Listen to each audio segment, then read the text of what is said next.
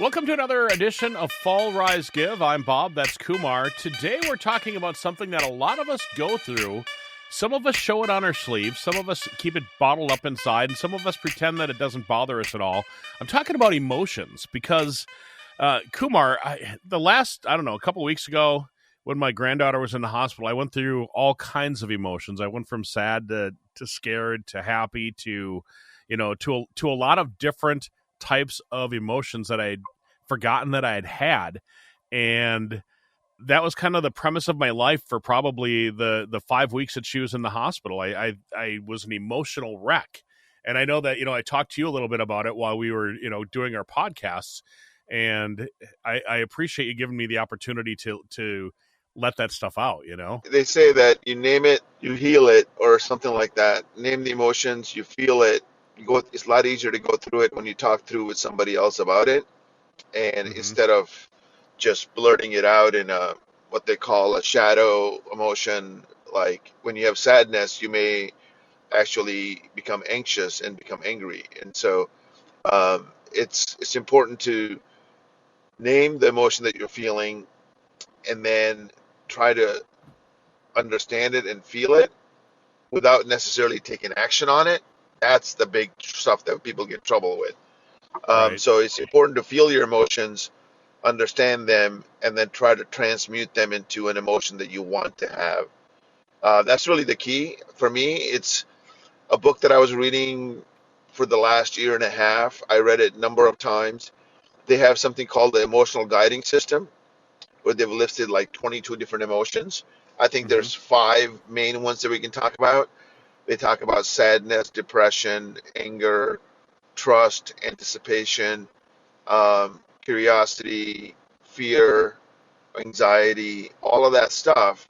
And what they talk about is a grade, like the first one being at the top is joy and gratefulness, and the bottom being like depressed, or you feel like you have no hope.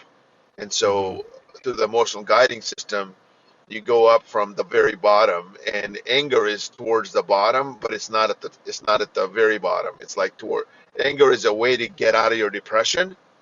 You feel like, hey, I'm not happy with the situation, so I want to change it. There's a little bit of anger in there, and anger is okay to feel. A lot of us feel angry at times.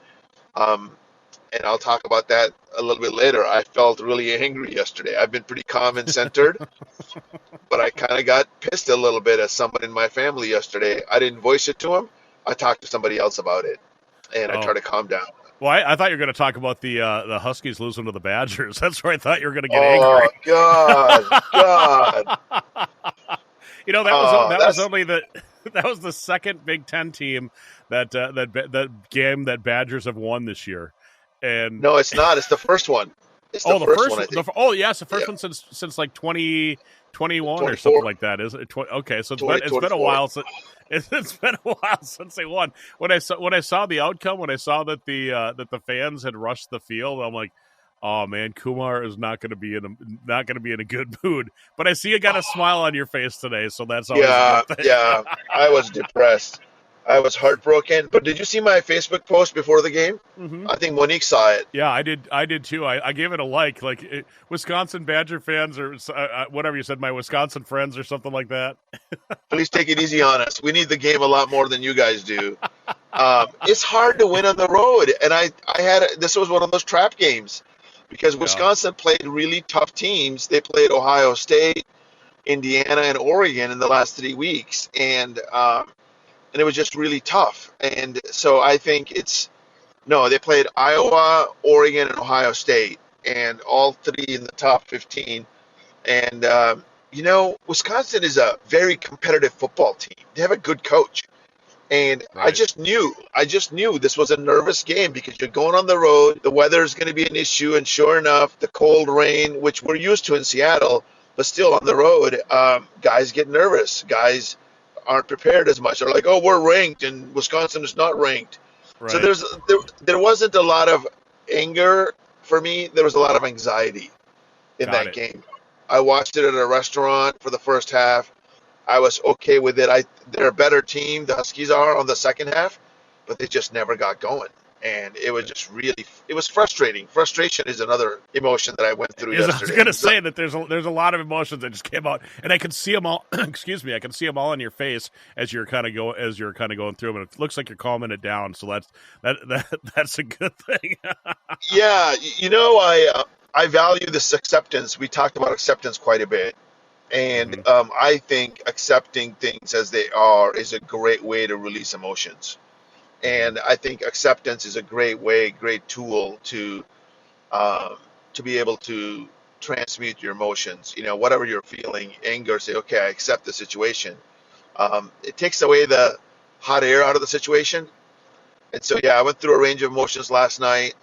I and I accepted the situation. I have another West Coast team that I sometimes root for, not when they play the Huskies, but the Ducks. They were in Iowa last night. They pulled out a close one at the last second field goal. So the Oregon Ducks won against a ranked Iowa team. But that made it a little bit sweeter to be able to come out of it because you have two teams to root for. I like Right. to balance my emotions with multiple teams. So if I get disappointed with one, You'll study the ship, so to say. You know the exactly. uh, emotions that we have are basically the core of what we are. I mean, Yeah, the way that we yeah, wear them on our sleeve or the way that we don't wear them on our sleeve is all about the our core, basically. yeah, totally, totally. And it's, I talk a lot about your mind and your heart coherence, connection between the Hmm. mind, body, and soul.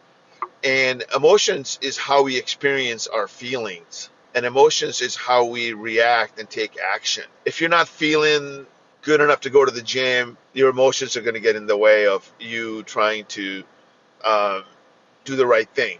And you may have a situation that's frustrating, like last night for the game, but that could be at work, and that could kind of wreck your day if somebody is saying something that you disagree with, or if it's somebody in a position of power. Let's say my boss says something to me a week and a half ago, and it really frustrated me.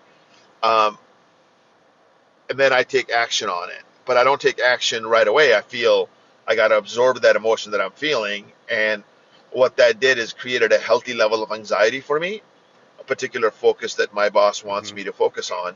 And so that can be healthy. But at first, it was like, oh, that sucks. I disagree with him on it, but he's right.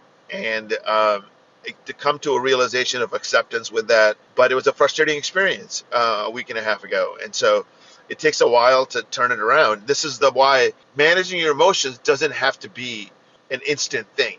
That's the biggest thing I can have people take away is like, I feel like I'm really good about regulating my emotional management system, if you want to call it that. I have coping mechanisms slash strategies and tools that I use. You and I have talked about going for a walk. You and I have talked about Hmm. going for breathing exercises, going out in nature. Get out of the situation. Get your head out of thinking about that one thing to something else, and then that starts to shift your thoughts and your emotions and your actions. Really, emotions guide our actions. That's why they're so dangerous and or pleasant in case to see things like joy and love and trust, things like that. One of the emotions that I think that a lot of us don't really think of it as emotion. We just think of it as a way of life. Is happiness. Because for me, happiness is one of the emotions that I really strive to be a part of on a very regular basis. And I think that you and I have talked about this a lot over the last couple of years and doing the podcast is gratitude. And Yeah, in order to be happy, you have to be grateful for the things that are around you and the gifts that you have and the gifts that you have to bring to others. And putting all of that stuff together and then working on it and then using that as building blocks in order to to reach that happiness, to reach the pinnacle of happiness of your day, or you know taking that moment to ground yourself in order to say that life's really is not as bad as it looks.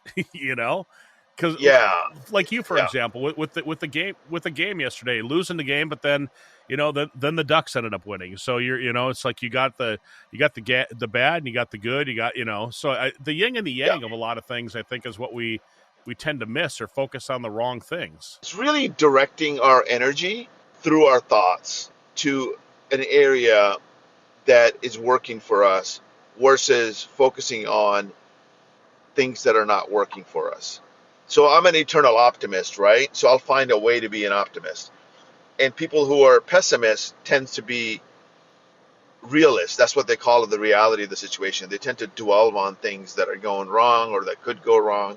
And I think you're an optimist as well. So we're good about that. So what people who are pessimists may struggle with positive thinking, and what they can think about is maybe instead of positive thinking, possibility thinking. Like, what are the possibilities here? Right. What went wrong, but what else could have gone wrong? What else could have been? It could have been worse, right? And so they can feel gratitude for things in a, I don't want to say negative, but a position that, what if? Like, what if things could be worse? What if things could be better? And so it's really a mind game. It's really an inner game that we're having with our mind. But when you have that emotion reaction, that really strong thing, the most important thing to do is pause. If you can pause for 5 seconds, Mm-hmm. that just alleviates so much stress. And or if you can talk to somebody about your emotions, if it's not, you pause first, you give it a sigh of relief, you breathe, you go for a walk. If it's still bothering you, find a friend or a family member to talk through that emotion with you. And if that doesn't work, and or after the walk or the thing, write down your emotions, write down what you're feeling. Be Mm-hmm. in a place where you can be, I don't want to say common centered, because you're not feeling common centered when you're depressed or angry or anxious or fearful or frustrated. The key thing is to get yourself moving, get yourself thinking about, like you said, gratefulness. But I think I'm talking to the pessimist in the room right now, and the pessimist in the room probably not listening to this podcast, but in case they are, in case they are, I think for them, just saying, what if things could be worse and they're not? What if things could be better? What if is really important to think about, and being grateful. What if things work out the way they're supposed to work out? Well, a lot of times I think it's what you put into the world. I know you and I have talked about this in the past, the manifestation of different things. But I always say that, if something's going bad, let's say I get a big rush at work and there's a lot of people that come in and I can't keep up and I can't get up, and then all of a sudden I start working harder and harder to try to get all of the everybody served the way that they need to be, and then I start making mistakes, because you're not doing things in the order that you're supposed to be doing them, and you're doing this and trying to cut corners on things. And a lot of times, if you like you mentioned earlier, if you slow down a half a beat, if you slow down for a second and just do things the way they're supposed to be done, they end up getting done. But if they don't, a lot of times, if I say to myself, if this is the worst thing that happens today, then it's going to be a damn good day. If this is Yeah. the worst thing that happens in this situation, then life is going to be good. I mean, we can just reassess and remove ourselves from the opportunity or from what's going on, reassess what's going on, and then move forward with the new thoughts and the better mind. I don't think it's mind control, but the better mindset than if you just go in there and you just are trying to hustle everything done. You know what I mean? Mindset's really important.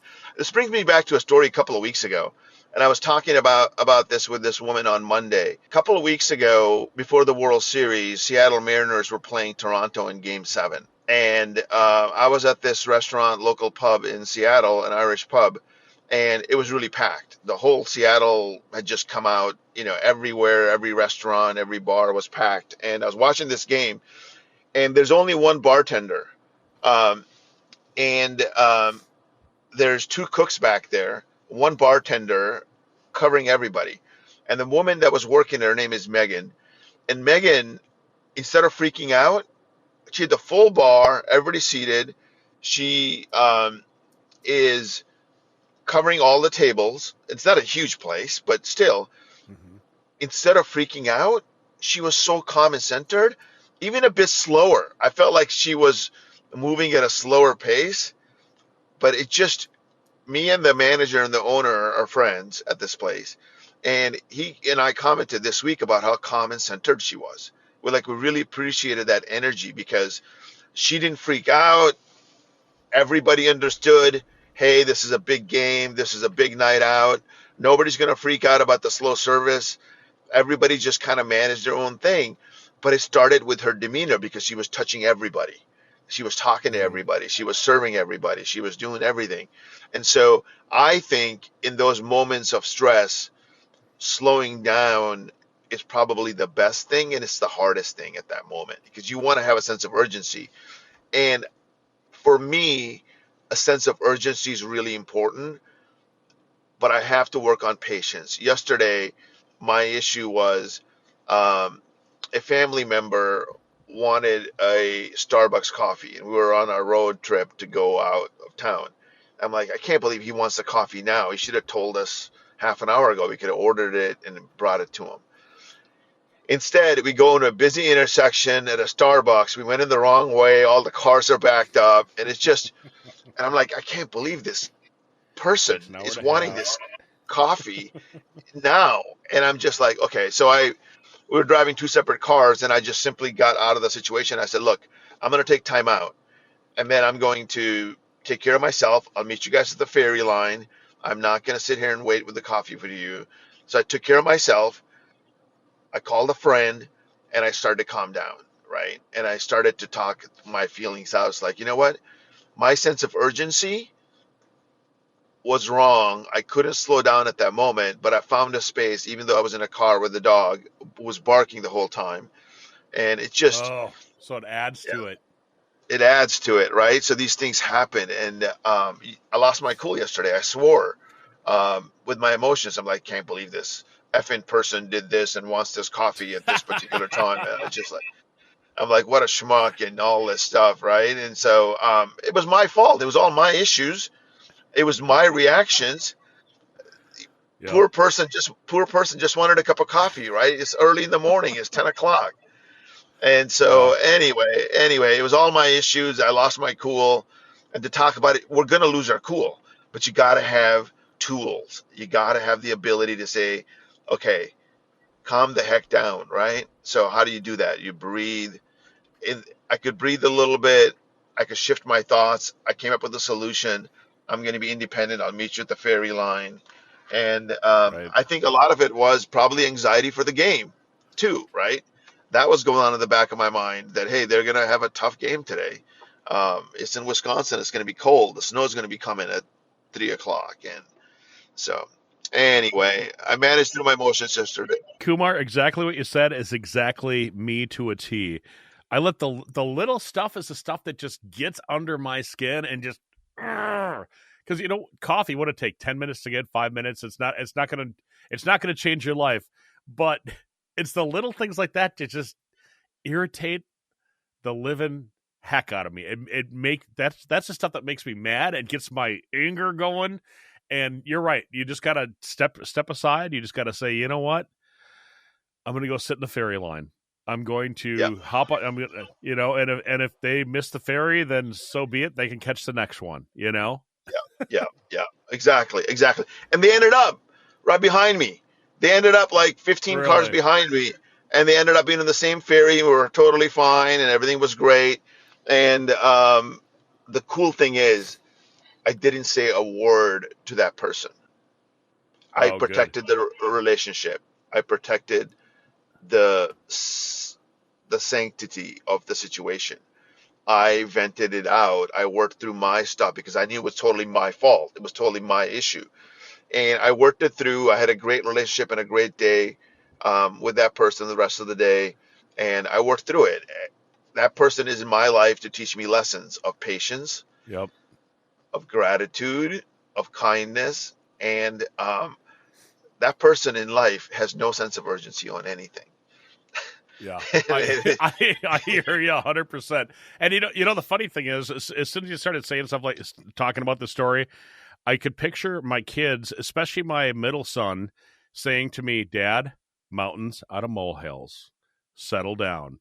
And he's the one that he'll look me right in the eye and say, "Dad, you don't need to get upset over this. Deep breath." And that's great. When he was a kid, it really used to bug me that he said that, but now I look at it and I'm like, you know what, bud, you are absolutely right. And so, it's nice that I've got it. I was able to take my relationship that I had as a parent with my kids when they were younger. You know, I was the dad. I wasn't their friend. But as they've gotten older, as my kids are adults, I feel like I'm still their dad, but I've become friends with them. You know, I like them and love them in a different way than I did when they were kids. Instead of being a protector, now I want to hang out with them and do stuff with them. You know? Yeah, totally. And I think my son's the same way. It's like, Dad, calm the heck down. You know what I mean? He's just like, this Yeah. is not that big of a deal. And then Right. the other thing that I've heard people say is, you're better than this. And then I'm like, sometimes that'll get me in the right mode. Sometimes it'll make me more pissed off. But as a whole, it works. That is totally me as well, man. So, you know, speaking of these things, I mean, fear is another one of those emotions that kind of sneak in on us. And, you know, we talked a little bit about anger, but, you know, fear, uh, is the fear protecting me or is it hurting me? You know, those are some of the questions we have to ask if we've got that emotional fear. Is it Yeah. stopping me from doing this because it's going to hurt me, or is it stopping me from doing this because I have that deep-seated fear in the back? I think we talked a long time ago about the opportunity I had when I was a kid to hop on a boat with my dad's cousins up on Lake Michigan, and I chickened out. I didn't want to go. My brothers who are younger than me jumped in and went with, and everybody had a blast. And you know, and I tend to go back to that moment in my life a lot when I think, you know, fear was just being stupid on that part. Live life, go do it, and have fun, rather than let the fear hold me back from doing the things that would be fun for me to do. You know, this world would be a totally different place if fear in society was not as prominent as it is. People would be doing a lot more of the things that they want to do. People would be living a life more of courage. People would be doing a life of fulfillment, manifestation, if they knew how to manage fear. So this is really the most important thing in my life. um, I have had a lot of fears, and I've done things despite the fears, right?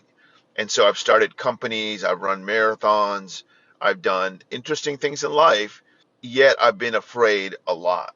So the key is, fear is an acronym that I learned a long time ago, and it's interesting that we're talking about it in the emotional conversation. We've talked about it from a trust standpoint and God and things like that.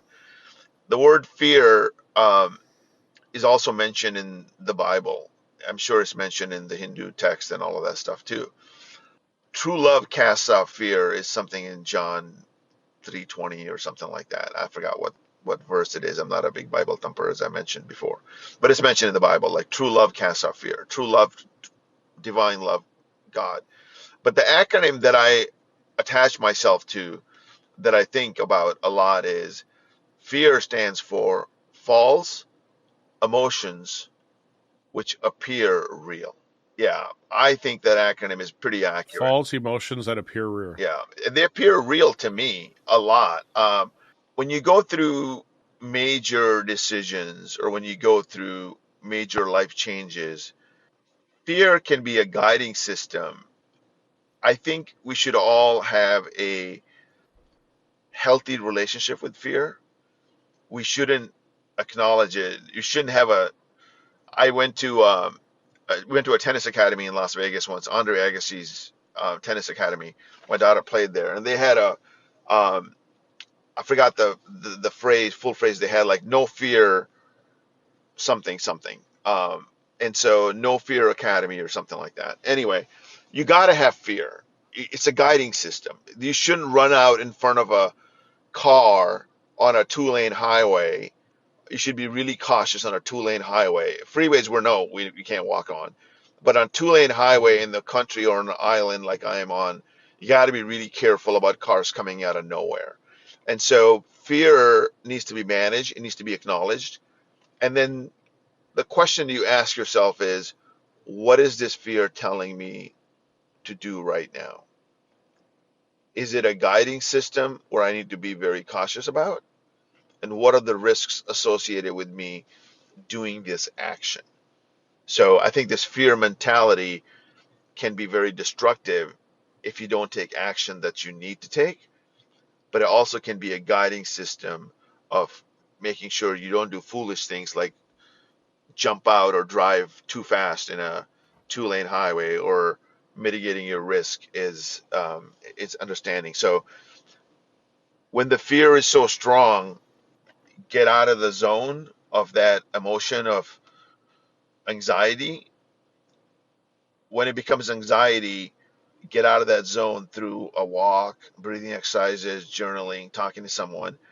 But then if it's still there as a true thing, then think about it like, okay, maybe write down some goals and saying, okay, what is it really telling me? What is this fear um, helping me to understand? What do I need to be cautionate about? And if it makes sense, despite the situation, take action. What fears Mm. should do is help you take the right action. It should help you work through issues. I also want to talk about my favorite author. I've got conflicting books. I got so many great books and I used to go around and ask people, hey, what's your favorite book? That's how I understand people and get to meet people. Instead of asking them what do they do for work, I wanted to see, hey, what's your favorite book? So one of my Mm. favorite books is a book called Man's Search for Meaning by Viktor Frankl. And he survived the Holocaust and he actually escaped from Auschwitz. And he found a way to get out, him and his friend. He escaped from it and he went back in. And the next day, the Russians came into Auschwitz and saved all the prisoners. But he's considered the grandfather of transcendental um, psychology. Meditation. Oh, Med, okay. yeah, psychology. He's a famous psychologist out of Eastern Europe, Prague or something like that. Anyway, he survived the Holocaust as a Jewish man, world famous. His book sells millions of copies. He wrote a second book, um, and the second book is called The Doctor and the Soul.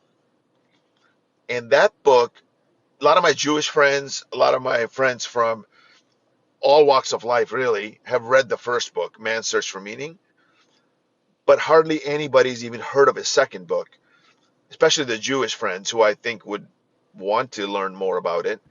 I did. I went to get his second book and I read it. I read it back in the 90s, early 2000s. I think it was the mid 90s actually. Doctor and the Soul, where he talks about overcoming fear. He came up with a therapy called logotherapy on overcoming fear. And he basically, premise behind that is if you're afraid of heights, instead of trying to avoid heights, that's going to even make you more afraid of them. Be super afraid about heights. Be so afraid of heights that it makes you silly and it makes you kind of laugh at it. And it's harder to do, but he's got a whole protocol on how to do that. And be so afraid, dwell into that, saying, God, I'm really afraid of heights.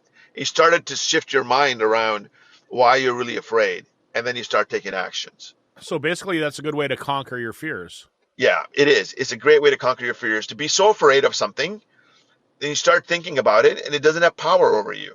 So if you try to avoid it, it keeps coming back. If you try to dwell into it, you name it, you're like, I'm afraid of heights. This kind of sucks. Terrible. It's blocking me from jumping on a pool, jumping off of going to airplanes. Going on a big hike in the mountains. It's kind of silly. And you start talking about it, it loses its power. That's the key. When you start dwelling into that fear, you start talking about it, you start thinking about it, you're like, God, I'm really afraid of heights. It takes away the power from it. And that's really a great way to overcome fear. Again, don't try to avoid it. Feel it, write it Right. down, think through it. And those are some good ways. Those are some good mindful ways in order to ground yourself and to deal with those fundamental emotions that we all have. And I think fear is a big one. I have a mantra that I borrowed from a famous author. The book is called Universe Has Your Back. It's by a woman named Gabrielle Bernstein from New York. The book's premise is Universe Has Your Back. And the mantra goes like this: Thank you, Universe, for guiding me to perceive these fears and anxieties through the lens of love.